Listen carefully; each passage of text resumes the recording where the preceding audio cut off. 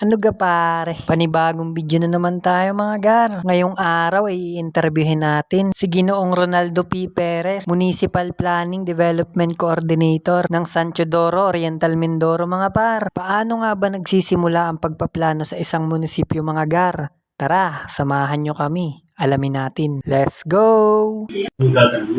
Discuss muna yung walang planning at saka budgeting. No? Sa iba ng siya sumama. Okay, mas maganda alam mo ba, magkaroon kayo ng tinatawag na knowledge pagdating sa planning at saka sa budgeting. Hindi yung tumatak mo na ng munisipyo, hindi yan po nangyayari. Pero this time, malalaman nyo kung paano nangyayari. Ibigyan ko kayo ng pointers kung paano pinagagawa yung sa labas mga project, paano malalaman nyo yun. So, ang highlight o yung context mo inyong pagparito is about the budgeting talaga. So, kaya lang nasabing ganun, dahil pag sinabing budget, hindi naman pwedeng budget itself isang talaga plan. Hindi siya makakatakbo nang walang planning. Dito talaga nag-originate yan. So, sa planning, bigyan ko ngayon ng overview. Ito yung backbone ng munisipyo. Ang nakikita nyo lang kasi ay engineering na nagpapagawa or any from those na gumagalaw sa munisipyo. Pero lahat ito ay nagmumula sa planning. At before na magkaroon ng kick-off ang budget, nag-i-start talaga sa planning yan. Hindi makakapag-budget ang isang munisipyo without the planning. Ano ba yung planning process? Start tayo na dyan, no? Ang planning process, ang role ng planning, development coordinator, and the local planning development office or LPDO, no, ay secretariat ng local development council. Yang local development council na yan ay binubuo ng kapitan ng mga barangay. Kung ating bayan ay may 12 barangay, 12 ang composition niyan, pero tayo 8. So yan ay composed of 8 barangay chairman, plus magkakaroon niya ng CSO na 1/4, at least 5. Ang CSO, yung mga tinatawag na, yung mga halimbawa ay community civil society organizations, yan yung mga halimbawa, ang nire-represent niya ay child development care centers, yung mga halimbawa farmers, yung mga nakikita yung organization, mga barko, whatever, nakalagay. Yan ang composition ng Local Development Council. At yun, ang secretary dyan ay ang Local Planning and Development Office. In behalf of this ay ang Local Planning and Development Coordinator. At ang head or chairman ay ang punong bayan. Okay? So, ibig sabihin, dyan mag-i-start ang plano. Diyan mag-i-start ang plano ng munisipyo. Okay. Ayon sa DILG, yung kasing council na yan, according sa mandate, yan ang nagpo-formulate ng ating mga plano in terms of social, economic, and institutional lahat yan. Or 5 development sectors ng ating bayan. So, ibig sabihin, yan ang gumagawa ng plano. Yung 8 kapitan, si Mayor ang mismo chairman. Okay? So, ganito siya tatakbo. Yun ay by virtue ng executive order. Ang executive order ay mandated ng DLG para gumawa ng executive order. Nandiyan ang punong bayan, nandiyan ang composition, gagawa ng executive order. Ayan. Ngayon, ang role ng Local Development Council ay meron siyang meeting na twice a year. Yan. Ang Local Development Council ay may tinatawag na 2 beses na pagpupulong or meron tinatawag na yung urgent council meeting kung may mga babaguhin sa plano. Okay. Yan.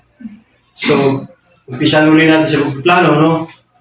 Ang munisipyo, through the Local Development Council pa rin, ay magkakaroon ng isang plano o 2 plano.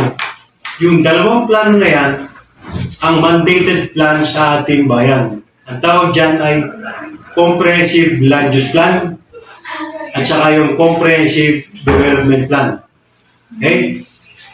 Yung Comprehensive Land Use Plan, ang role niyan ay to check kung tama ang ipinaglalagay ng project sa ating bayan, halimbawa, yung mga welding shop, hindi yan dapat nakalagay sa gitna. Yung mga regulasyon yan, enacted by the Sangguniang Bayan, at yun ay mandatory dapat ipasa ng isang bayan para ma-check kung tama ang pinaglalagay ng mga institution o project sa ating bayan, hindi yung salong-salungat. So kung mali ang pinaglalagay ng isang project, pwedeng yan ay pagbawalan kasi enacted ng ordinance ng Sangguniang Bayan yan. Okay? Ganito naman ang role ng sa CDP, Comprehensive Development Plan. Ang Comprehensive Development Plan, yun ang binuo ng Local Development Council para makagawa ng isang plano ang munisipyo. Yun ay patungkol sa one term ng mayor ay 3 years. Ang tawag yan ay medium term plan. No? Gagawa tayo ng Comprehensive Development Plan at ang involved sa paggagawa ng plano dyan, yung 8 barangay chairman. No? Kasama ng Secretary at kami. Invited dyan yung lahat ng mga local stakeholders at saka yung mga CSO sa pagbuo ng plano. Ginagawa namin yan madalas sa Manila. No? Manila. Okay. Kapag nabuo yung Comprehensive Development Plan, nakapaloob dyan lahat ng mga sektor na binubuo ng munisipyo. Kabuuan ng plano ng munisipyo. Ngayon, magkakalas dyan 3 taon na project. Ang tawag dyan ay Local Development Investment Program. Yun yung 3 taon na dapat i-implement ng mayor, sa mayor na ako. Yun ang aking pagagawa sa loob ng aking term na 3 taon. Pero yan ay nakabase doon sa ating Comprehensive Development Plan, yung mismong master plan. Okay? Tingnan nyo. Yan ay approved. Ang CDP natin ay approved or adopted ng Sangguniang Bayan at ng Sangguniang Palaluya. Okay? Check. O ngayon, kapag nakapaglabas na ng 3 taon na project, gagawa kami ng dokumento, asan ba yun? Meron kami LDLP na tinatawag, doon nakalista lahat yung mga project, no? Yun yung mga hindi naman kayang trabaho yun, hindi kaya ng pondo ng munisipyo, yung mga nakalagay na project, magkakalas lamang ng 1 taon doon, utay-utay, sa loob ng panunukulan ng mayor, sa loob ng 3 taon, kakalas ng pang 1 taon project, base doon sa project, sa pundong ipinigay ng national government, yung pundong yun, ang tawag doon ay National Tax Allocation, NTA. Dati yan ay IRA. Ay, no? Ayun. Yung IRA na yan, yung national subsidy na binibigay ng national government, yung kinulektang buwis na binibigay sa bawat munisipyo, share ng munisipyo yan ng national government. No? Halimbawa, tayo binigyan ng IRA, dati yan, para mas kalino sa inyo, no? Binigyan tayo ng 100 million. Yun yung binibigay sa munisipyo. Yun ang nakapaloob na gagastusin natin doon sa ating LDIP, pero kung huwag tayo ng pang 1 taon, ang tawag dyan ay Annual Investment Program. Kakalasin doon sa 3 taong plano. Kakalasin yung for the year 2025. Yan kasi ang planning period yan, 2025, 2026, 2027, kuno. Kakalasin natin yung project for 2025, ang tawag doon ay Annual Investment Program. Yun ang ating pupunduhan for the year 2025. At ang pera nun, ay sinasabi ko nga, nanggaling sa ating ENTA at yung ating income sa munisipyo. Yan, bago tayo dumating ng budget. Yan, ha? Okay. Say for example, nakapagkalas na, nabuo na ng council ulit. Babalik natin, ha? Nabuo na ng council ang project na pang 1 taon. Makakabuo na tayo kaya na annual investment program ng dokumento, yun ang susundan ng ating budget. Okay? Yun ang magiging Biblia ng budget para i-budget. So, ibig sabihin, ang budget office can move or cannot kick off without the annual investment program adopted by the Sangguniang Bayan, approved by the Development Council. Yun yung council na bumuo siya ito kanina. Na ang puno dyan ay si Mayor. Pinag-uusapan yung mga. So kapag nagawa na yung tinatawag na budget na annual investment program, mag-uumpisa na ngayon, series of meeting yan about offices at saka yung 20, yung budget natin ngayon, dalawang klase yan. Ang budget na gagamitin dyan, yung tinatawag na General Public Service Sector at saka yung 20% Development Plan. Fund. Kalas yan. Ang pondo natin yan, about 100 million, ang tatanggalan kagad yan ng 20%. Yung amount na yun. Ipaplano naman yan for Development Fund. Ang tawag yan, 20% Development Fund, which is minimum. Higher than that, pwede rin. Hindi naman sinabing 20 talaga. Pwede higher. Nasa kuwan lang, punong bayan lang. Okay. Yung natitira dyan, yun yung gagamitin natin naman sa institutional, yung gagamitin sa pondo ng per office, yung lahat ng gamitin sa munisipyo. Kaya magkaiba yung dalawang yun pag binakit. Okay? Ano? So yun naka-slash yan. So ngayon, bababa na tayo. Ang role ng tawag dito, bago magkaroon ng tinatawag na budgeting, i-check muna yan kung tama lahat ng pinag-usapan to sa investment program. Naka-check yan doon kung galing sa ating local development investment program. Say for example, tapos na, napag-usapan na, nakakuha na tayo ng total amount na 20%, yan 20% na yan pinag-uusapan ng mga punong barangay at saka ni Mayor. Okay? At yun naman, general public, yung GPS na tira, pinag-uusapan naman ng per office at saka ng local finance committee. Medyo hindi nyo pa makapit yan. Sila yun. Kaya lamang, iniba ko na. Yung 20% niyan, o 20 bahagdan, tinatanggal yan for development program. Para makuha nyo yun ang definition ng 20% development program. Fund, no? Tapos ngayon yan, yung lahat ng nasa EIP, meron tayong tinatawag na 32 mandated plans. Ang tawag dyan, thematic plans. Para makuha niya, no? Thematic plans. Pag sinabing thematic plans, yun yung tinatawag na mga plano ng bawat opisina. Nutrition Action Plan, mga ganyang klase, no? Yung plano ng school board, plano ng kung maliliit na plano, yung sa LDRMP, whatever, maliliit yung 33 na inilagay na DLG. So ngayon, pupunta na tayo sa, hindi mo na nasabi sa budget, ito lang bago dumating ang budget yan. Doon lang muna tayo sa parte niyan. Pagdating sa mismong project, i-implement ngayon, ang tawag dyan, yun namang natitira, pag-uusapan naman yan ng mga bawat opisina. Kaya magkahiwala yung meeting niya. May tawag kami dyan yung institutional meeting para mabuo yung annual investment program. Kasi ang unang meeting dyan, 20% muna, yung 20% ng bahadan. Di halimbawa, ang 100 billion ng allotment, 20 million, yun ang project na intended for 20%. May remaining 80 million pa. Ganun yan. Yun ang pag-uusapan sa maintenance and operating expenses na buong munisipyo. At out of that budget, may tinatawag tayong 5% na mandatory na yun naman ang binibigay sa ating LDRMO. Ang tawag dyan, Local Reduction Risk and Management Fund, which is 5% ng amount ng whole budget. Ibibigay yan doon at may sarili siyang programa. Yun ang tinatawag na thematic plan dahil meron siyang LDRMP, ang tawag dyan, Local Disaster Risk and Management Plan. Yan. Papasok mo ngayon yan sa ating AIP.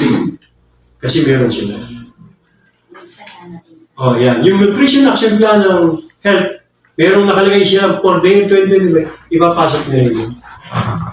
Kaya pag chinek ng province, kasi bago aprobahan ng ating investment program, nadaan sa nguniyang palaliwigan yan for review ng PPDO at ng budget sa province.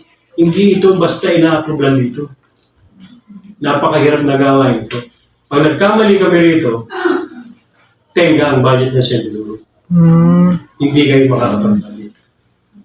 Dito pa lang, pagpatay na ang aming investment program, hindi ka na makakaproceed sa budget. Pinaka-base po kasi ang Kaya matindi dyan. Kaya hindi lang alam ng mga tao kung gaano kabigat ang trabaho ng planning. Kami yung mga lubog na nagtatrabaho. Pero kami ang pag nawala, wala nang munisipyo. Hindi lang nila alam yan. Kaya gusto kong maintindihan yung mga bagay na yan. Kasi ang alam nyo lang, nakikita, ginagawa ng engineering, ginagawa din. Pero ang dami. Marami din palang process. Dito lahat nag-uumpisa. Pag hindi namin napa-approve sa Sangguniang Palaluigan, hindi kayo makaka-umpisa. Ang tatamaan dyan, ako. Ang galaw sa trabaho, siguro, tatawag sa Sangguniang Bayan, hindi ko makakaya ang trabaho, hindi makapag-operate ang LGU dahil hindi ako makapag-approve ng budget ng munisipyo. So, umpisa ko muna CDP yan, bubuhay ko yan. Kailangan makabuha ko lang para makakuha ko ng LDIP. Bago pa makagawa ng LDIP, para makagawa ng EIP, kailan makagawa ng LDIP, bubuha ng sessional plano, isang set na naman sa EIP, pag hindi nagtama-tama yung pagdating sa province, ito tama ko. Galing niyo po pala. So, yun ang ano yan. Hindi lang kami maingay dito. Pero actually, sabi ko nga, if you will define the functions of the planning, ito yung alter ego mismo ng planning ng mayor. Kapag nagplano ang mayor, yan nakatutok yan. Ito. Kaya hindi ko naman inaano yan. Even casual employee, whatever, hindi sila makakapag-charge. Twist na ako na hindi mabubuo yung aming plano. Walang casual dyan, walang COS, whatever, kapag hindi nabuo itong aming plano. Kaya dito, napaka-technical ng aming trabaho. Piling-pili ang taong ginagamit ko ito. Budget, madali na lang ang budget. Actually, pupupihin na lang niya yung nandiyan eh. Nakaplano na eh. Naintindihan niyo na, no? Haba. Ayun. Okay, may process nga lang siya. Kung anong gagawin. Sasabihin din naman sa inyo ni budget siya kung anong proseso. Pero automatic. Even sa barangay, ganun din yan. Ito ang isa pa ha. Ang barangay hindi makakaibo without the review ng planning. Hindi sila makaka-implement without the review ng planning because ang member ng local finance committee, ako ang nagre-review, kami nagre-review ng AITB. At yan, dinidiscuss dito sa Sangguniang Bayan. May instrumentality, bababa na sa Sangguniang Bayan dito, nagre-review namin. Kung anong comment namin, yun ang babato doon. Pagpalyat ng isang barangay, hindi siya makaka-implement. Kaya, nandito sabi siya, nandito lang ang galaw ng munisipyo. Hindi lang nila alam yan. Ang alam nila, pumapasok lang kami, pero pag kami ang natanggal dito sa munisipyo, wala na ito lahat. Iba ang munisipyo. Yun. Wala rin masa-charge sa kasuan, wala rin kahit na, walang supplies, walang kahit na. Dito yun ay pinubuo namin dito, kahit yung mga proposal ng mga supplies o paper, pinag-uusapan sa budget, nakalagay lang yung kalati lahat niya sa investment program. Yun yung pang isang taon. Yan. So, pagpunta sa budget, iba na yung ito. Tinatapos na natin to. Yung mga programs and activities dito, paglagay na. Pupunta na kay budget yan, doon niya na siya kausapin pa paano ang proseso niya. Unang tawag niya yung budget code, budget forum, budget whatever ko.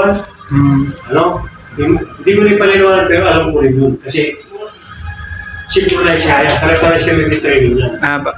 Okay? So ngayon, hindi ko kukunin yung part niya. Yung part lang ng planning na dapat ay malaman nyo. Marami pa sana akong di-discuss kaya lang technically, hindi nyo maiintindihan. Pero Maliwanag na po sir sa amin. Kailangan, dinili siya yung mga bullet explanation kung bakit paano nag-arrive sa budget. Para sabi ko nga, alam nyo lahat ng ang plano, remember ang plano, ito yung ating goals and objective, no? Para sa plano. Ang plano nababago. Pero ang goals and objective, Hindi nababago. Hindi nyo pwedeng bago. Okay? Na-update, nababago. Pero iisa ang pupuntahan nyo, yun ding ating vision statement. Babaguhin lang inalim. Yun ang tawag doon, updating. Yan. Thank you. Mahal yan. Magpo! Bayad. Ito na yata May bayad. Yan ang may bayad siya. Dahil sa mga discussion dyan, talaga ako kasi nga, ako na tinutulong ko lang. Para kayo ay equipment, Thank you, Apa. thank you. at saka literally educated, no? Aba. Tama. Sir, picture. Wala. O, kasi guys, ito. So hanggang dito na lang tayo mga par. Sana ay may natutunan kayo. Paalam!